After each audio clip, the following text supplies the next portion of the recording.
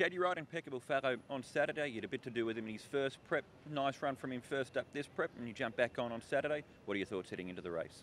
Yeah, good. I thought he ran really well the other day.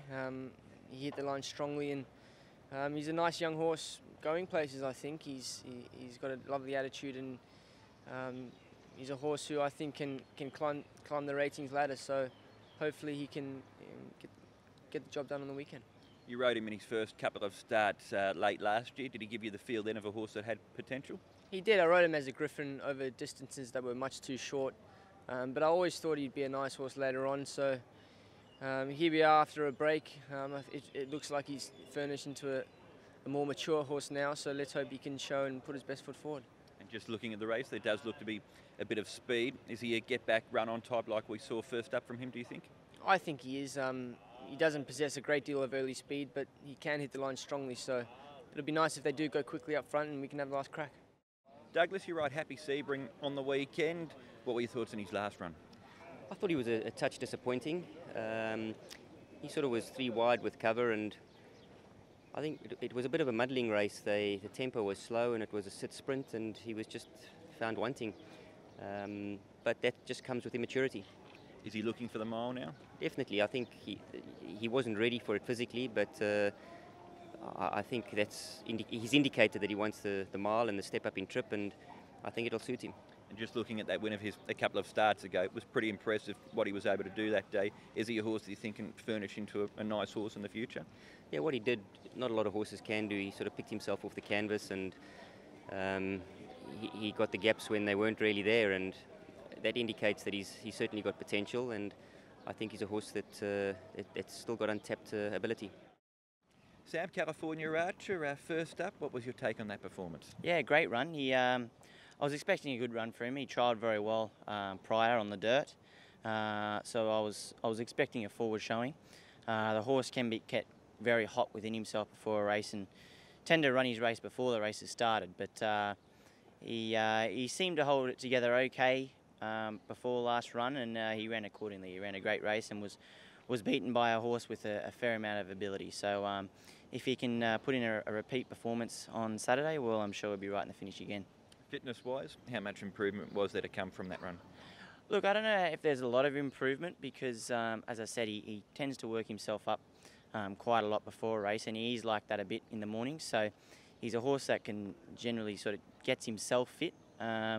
But he's an honest horse with a good high cruising speed, and his trial on the dirt before last run, as I said, was good. So I've got no concerns of him about handling the surface. And with that high cruising speed, you're drawn wide. Would it be the plan to use that to come across and be up on the speed? Definitely. Look, I'll just take my time to come across. I won't rush him because generally he takes 3 or 4 strides to get going out of the barriers, but once he's going, he really likes to roll along. So I'll just take my time to get across, and even if I sit outside the leader, as long as they're going a nice pace, well, just ride him wherever he's happy. WAYFOONG Vinning, Douglas, you've been on board for his last few starts. He's been going well for you. Yeah, he seems to have found a new lease to life. Good win last time and a tough effort. What do you think is the straight track a better track for him? Because prior to that, his better performances have been Happy Valley. I'm not sure. I haven't ridden him at the Valley. I've only had three goes on him down the straight, and he's done nothing wrong, and hence the reason I've indicated we should stay there. Why change a good thing? But the horse feels fine, and he certainly, with the form that he's showing, is indicating that he's going to run well again. Just for yourself as well too, where there'd been plenty of speculation throughout the course of this season about your future. You've got a full season licence for next season. Is it nice to have that in the background and looking ahead to next season? Oh, definitely. I'm very grateful to the Jockey Club for affording me another opportunity. And yeah, I feel fit, I'm healthy, and it's all systems go. And riding well too. Congratulations on your double on Wednesday night. Thank you very much. Yeah, feeling good. Rivard Sam, after the derby, he said that he needed gelding. That's been done. He's had a couple of runs. The blinkers go on. He's up in trip. Does he get his chance on the weekend? Hope so. Would have liked to drawn a better barrier. He's drawn awkwardly, but last start there were signs that he's improving mentally. He jumped out of the barriers well. He was not naughty in the barriers, and he loomed up to win the race. And I just think fitness told the tale. He's a big, strong horse, and being gelded late, he obviously carries a lot of condition inside. But look, if any luck in running within the race and we get circumstances permit, well, I think the horse has improved track work, and I'm hoping he can be competitive. You've ridden him a lot in his time here in Hong Kong. He's a Group 1 winner in the UK prior to coming here. Does he feel like there is that talent there? Oh, no doubt. I've always said that all along. He's a very, very talented horse. The trouble is getting it out of him on race day. He works very well. The gelding operation should help, I'm hoping. And it seems to have in the mornings. The question is just whether it will race day. You also had a lot to do with his brother, Booming Delight. Are they similar types?